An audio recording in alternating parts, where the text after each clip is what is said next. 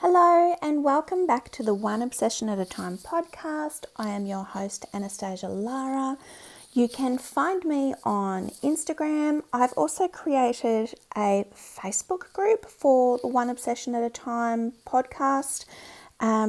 It's empty, but if you would like to join, go to Facebook, hop in there and press join and I will say hello to you. I just think that might be a nice spot for us to chat about these things these obsessions that we are going through, and to connect on all things, this month, ADF. And this morning I was going on my morning walk with my little dog and I just had a little bit of a revelation because the last sort of week has been really interesting for me. I identified that I was kind of having a few wobbles and ending my fasts early, and beginning to think, is this working? Is this for me? And I realized that I was really looking at this as too much of a linear journey. And I sort of dismissed that thought. I hopped onto Instagram and was just scrolling through someone's account, and they were talking about ADF. And in the comments, I just saw that philosophy or that idea that fasting is something linear, that we do it for a short time, we get to where we're going, and then we stop. And I felt like that really tied into the feeling that if it's an all or nothing feeling, if we can't do something perfectly, we move along that linear journey. And if we don't get to the end, we just completely stop and we keep resetting. We keep going back to the beginning. And I think the last week has really taught me that fasting is not a linear journey. It is cyclical. We are just fasting and following this journey in one big circle, and some weeks we might be doing really well and we're following the circle round, and we get round to the end of the circle and we're just into our next week. Some days we might be moving through the circle and have a blip and think, how can we get through this? If we think of fasting in a cyclical way, we're still on that circle. We just get back on the circle and we keep going, because we know that eventually those good feelings, that feeling of motivation and confidence in ourselves to stick with the fast, it's coming back. Even if we're having a low moment or a weak moment, or we're just losing confidence in ourselves to finish, the circle doesn't have a finish. All we need to do is we need to just keep going with the flow, know that that motivation is going to come back around, hop back on, don't beat yourself up. And yeah, I think it's just been a breakthrough for me this morning, and I'm going to run with it. That is my thing now. So some ways I've thought about how we can just live this circular mindset around our fasting is to do a few things. And the first one is to stop resetting the clock.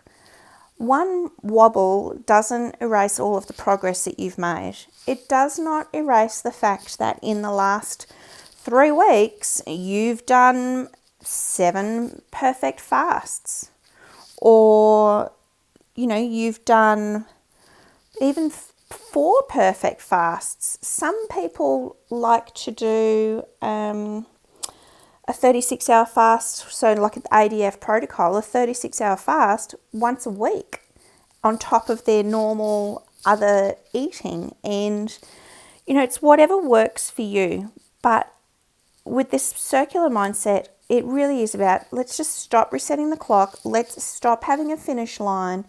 Of course, it's great to celebrate, and you can celebrate in a cyclical manner. And know that if you celebrate too much, you're going to end back maybe on the low side of the circle. but you can pick yourself back up again. So yeah, let's stop resetting the clock. The second thing I was thinking about is just to call out the pattern that you're working through. You can say, wow, this is the low energy part of my cycle.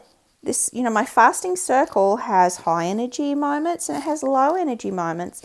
And today I'm feeling a little bit less motivated and a little bit low energy. And so, yeah, maybe a 36-hour fast isn't going to be great for me today. Maybe I need a really good sleep tonight, and having a small meal, a small healthy meal tonight is going to help me get through that point. Or maybe even today isn't the day that you fast at all. Make today a feast day and get back into it tomorrow. So yeah, really following that circular mindset. It's like day and night.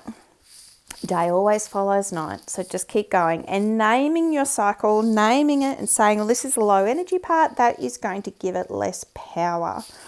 Okay, so something else. This is the third thing. So we don't always have, we don't want this circular mindset to just set us spinning in circles. It's not about losing control, because the linear timeline can make you feel like you've got a bit of control. You're going through your fasting tracker. You're like, wow, I've fasted for 14 days and I'm trying to get to the end of my 30 days. I want you to have a plan for the days where you have that low energy, or just maintaining the circle and knowing that there's going to be different events within the circle. I hope that's making sense. So have a plan for your fast days. What are you going to do on your fast day? Are you going to exercise? What sort of exercise are you going to do? At dinner time, how are you going to get through dinner time if you're feeling particularly hungry? Sometimes at about 5 o'clock on a fast day, I get really cold. So I might think to myself, well, when I actually do start getting a bit cold, I'm going to put on some warm fluffy socks, and I'm going to make sure I've got a nice hot cup of tea. And I'm just going to keep myself warm. Have a plan for your eating days. So what are you going to eat? You can have those default meals that are just so easy to go. You can have the ingredients there, whether it's a pre-packed and pre-washed bag of salad with a tin of salmon, or whatever you've got. Have a plan for your eating days so that you've got some healthy options there as well. Have a plan for your wobble days. So how much leeway are you going to give yourselves? Some people lean on the fasting, what do they call them? They're like a crutch. I can't remember what they call them. Fasting something.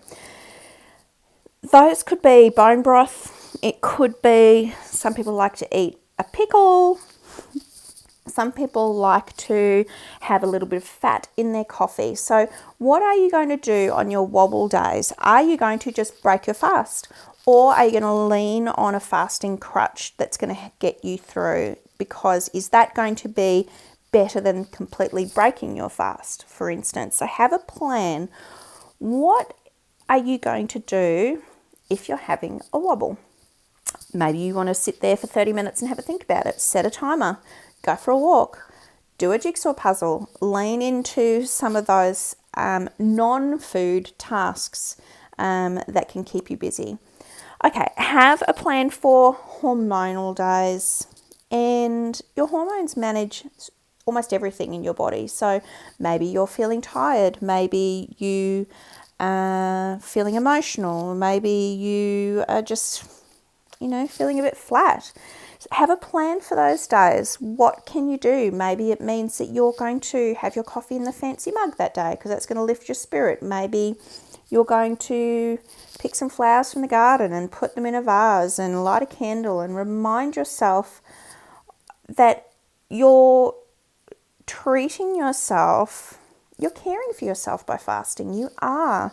So hormonal day, you want to be picking yourself up, with flowers and coffee and things like that. But also remind yourself that you're doing something great for your body and for your health and for your mind. And stick with it if you can on your hormonal days while just softening a little bit. Another thing, have a plan for when someone just shows up with croissants, for example. You're fasting, it's 10 a.m, someone drops by for a coffee with croissants. What are you going to do? If you're not talking about fasting with that person, you can say to them, I'm sorry, but I just ate. I'm not hungry. I'm just going to have a coffee with you and I might have one of these later. Thank you so much. If you are fasting and if croissants aren't a food that you actually want in your house, you don't need to say that. You don't need to say, I don't want these in my house. But what you can do is enjoy the coffee. Tell the person, just say, I'm fasting today, so unfortunately I'm not going to have one. Maybe take one for later or put it in the freezer or whatever, sort of get it out of your line of sight. And then at the end of the visit, pack them on their way with their croissants. It's okay for people to bring something to your house and for you to send them away with it and say, honestly, I'm not going to eat this. Please take it. Give it to your kids. Give it to your partner. I'm sure they'll love it. Okay, the next thing is celebrate when you come back after a wobble. That's really important because that's a massive win. If you have a wobble and you break your fast, say you have a massive wobble and you just decide, you wake up in the morning and at 8 a.m, you're like, I am not fasting today. I don't have it in me. I'm not fasting today. I'm not doing it. The next time you fast and you decide how long you're going to fast for and then you stick to that time, celebrate because that's a massive win. Pat yourself on the back. You have done a wonderful service to yourself because you're teaching yourself that you can do hard things and you can trust yourself. And I think that's really important. And I really do love that is one thing that fasting is teaching me. It's teaching me how to trust myself. If I say I'm going to do something and then I stick to what I say I'm going to do, I'm building massive trust and massive confidence in myself. And that's going to spill out across the rest of my life. It's wonderful. Okay, next one is, I'm not quite sure how to do this, but I've been thinking, how do I track the cycle instead of tracking the streak? And maybe I need to keep a diary. Maybe I need to write this down because I can't actually think of a tracker that is for tracking the cycle. And then what is a cycle? Is it a week? Is it a month? I'm really not sure. So you're not tracking perfection. And I do think that is the one thing that when we have a streak, say on our phone or in the app, we really notice the gaps and we notice we're sort of drawn to the negative more than the positive. Oh, look at that day that I didn't fast, or look at that day where I didn't nail my fast. And I think that is the wrong mindset. So I am going to keep going with my app simply because it's a fantastic timer and I love that aspect of it. And maybe this cycle is just going to become like a bit of a construct in my mind that keeps me going. Yeah, maybe that's it. So if you're in a wobble like right now, or you're feeling strong, or you're somewhere in between, you are exactly where you're meant to be, because this is it's a practice. It's like a practice, just like meditation. It's a rhythm, and it's something that you can embrace. And I'm learning to love it. I hope you are too. So thank you for being on this circular journey with me at one obsession at a time. If this episode helped you, share it with another obsessive who needs the reminder that they're not starting over. They're just in part of a cycle. And I'll see you in the next episode.